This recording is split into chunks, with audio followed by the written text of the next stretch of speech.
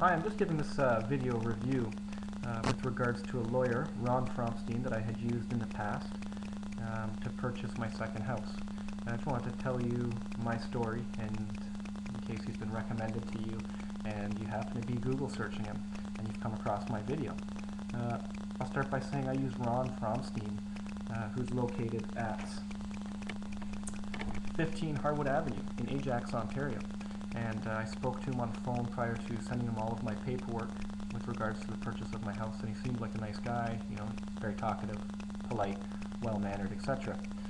So sent him all of my paperwork over there, and I'll try and make this as short as I can, and you can be the judge of what you think happened. Basically, I send him all of my paperwork. I have a 4-month closing. 2 weeks prior to closing, I haven't heard anything from him, so I call him, and I say, "Hey Ron, what's going on?" He tells me he's still waiting to get information back from a vendor, so he's done all of his end paperwork. He's given it to the seller's lawyer, and the lawyer has not sent him anything back. So I'm calling my real estate agent and saying what's going on. She's calling the selling real estate agent and asking him what's going on, and he's saying, well, you know, as far as I know, everything's been sent off. So this is going back and forth for a few days. You know, the vendor is saying, well, I sent you all of my paperwork, and my lawyer is saying, well, I have no paperwork on you guys. I have no paperwork for the sale from your end. So whatever. Eventually my lawyer ends up getting the paperwork. Again, my lawyer, Ron Fromstein, gets the paperwork from that house, or from that seller. He's supposed to do all of the background check and make sure that everything is okay, that the house doesn't have any liens on it, or that I'm going to have any problems when I try and purchase this house. You know, title insurance, etc. That way I'm not buying a house from someone who doesn't actually own it and is only a renter. So basically, I put all my paperwork in, I do everything that I'm supposed to do. And what it comes across is this lawyer somewhere along the line doesn't check to make sure there's a lien. The day of closing, he calls me that morning and he tells me that there's a problem. He calls me about 11 a.m.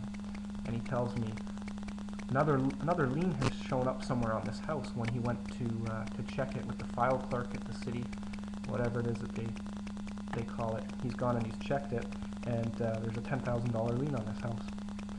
So I've already, at this point, gotten rid of my other residents, because, I mean, it's the day of closing. I'm not going to continue to keep my house and assume that the house is not going to go through. So I get rid of my other residents a few months earlier than that, and my closing, of course, is coming a few days after I'm supposed to move into this house that's here. Basically, somewhere along the line, like I say, my lawyer, Ron Fromstein, didn't find that there's this $10,000 lien. This Friday he tells me just take it easy, relax, don't worry about it. I'll call you after the weekend, and we'll see what's going on. We'll see if the other end resolves this problem over the course of the weekend. And I'm not satisfied with that. I tell him this is ridiculous. You should be looking to solve this problem to make sure that this deal goes through, because at the time when I purchased the house, I purchased the house in dire condition. The house was totally run down. It had been on the market for a year. No one wanted to purchase it, and I purchased it. And now that they've fixed the house up, cleaned it up, and the housing market's gone back up, you know, these people almost don't want to sell the house because now they know that they can get more for it. So anyway, you know, that's another story though. These people that I purchased it off were screwing around also. But my lawyer has forgotten to check for the liens. Now his solution to me is that I get on the phone and I call the other lawyer, the vendor's lawyer, and I try and work out a deal with him. It doesn't sound right, does it?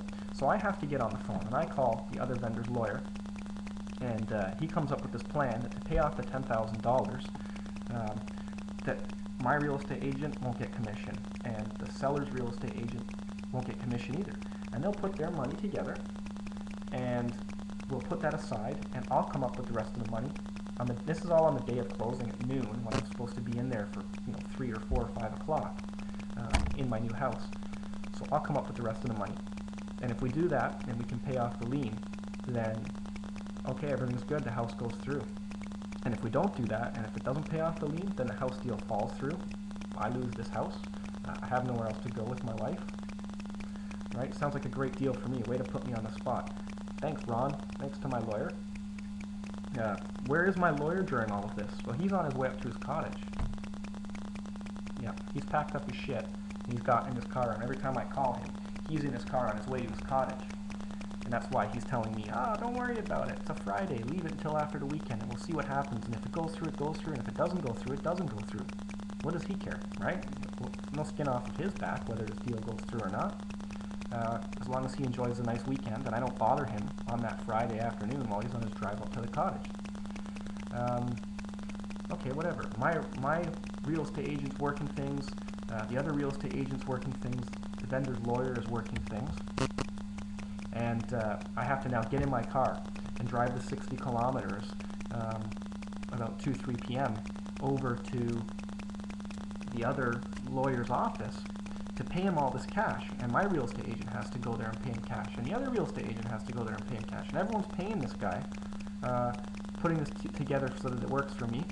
And of course no one had to do this. And where's my lawyer, Ron Fromstein? He's at the cottage. Right? Real good idea. So now everything's resolved, but then the lawyer turns around to me and says, I can't release any of this stuff to you. I can't give you the house key or anything like that, because basically your lawyer is supposed to do that. You have to, I guess, sign final documentation through your lawyer, however it works. Of course, I call my lawyer, who now tells me, well, I'm gone for the night, so you're SOL.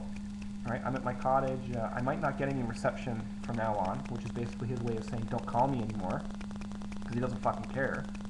And he's off doing his own thing, having a good time at his cottage, while I'm stressing out back here in Toronto, trying to make sure that my house deal goes through. Luckily, thank God it did. This is my house. I've redone, my walls and lights, etc. And I love it, and I wouldn't trade it for the world. But would I ever use that guy Ron Fromstein again? No, I definitely wouldn't. I'm not an idiot. And it's funny because the person who recommended this guy to me afterwards tells me, I recommended him to you, but I've never actually dealt with him before. So I had no idea of this, because of course I went to that person who recommended me and told him I feel that you're responsible for the shit happening to me. You're a legal professional and you recommended this guy to me? And, I understand that they said that was just one of the names that I gave you, so that's not entirely their fault. But I want to make sure that no one ever, thinks that I'm recommending, because I certainly wouldn't recommend him. I wouldn't recommend this guy to anyone. And then on top of that, after I'm in my house and that, I get a paperwork from the city that says there's another lien put on my house. Now this time it's a lien for $500 from the water company. That's the letter that I have sitting here beside me. And the water company is basically calling me and saying, hey, you've got to pay this $500 that these people stiffed us. Otherwise we're going to hit you up for taxes. Now I have this title insurance through Ron Fromstein, so I'm calling this guy and he's not calling me back. And I call and I finally get through to one of his receptionists, and she tells me he's in Paris. Oh, he's in Paris for a week. Don't bother us for a week. He's gone to Paris. I don't know, Paris, Ontario, Paris, France, who knows. So of course no one for a week. And I finally get through to him, and he dilly-dallies, and he says to me, his theory is, well, let them, at the time the lady from the city was saying to me, it's going to go into a lien on your house if you don't come up with the money within the next week. So I say, let me talk to my lawyer and title insurance, etc. No problem, no problem. The lady was very flexible with me. She gave me like a 3-week extension before she actually applied the lien, because my lawyer, Ron Fromstein, wasn't doing anything about it with regards to title insurance. So they actually had to put the lien on my house. Then he went and he applied to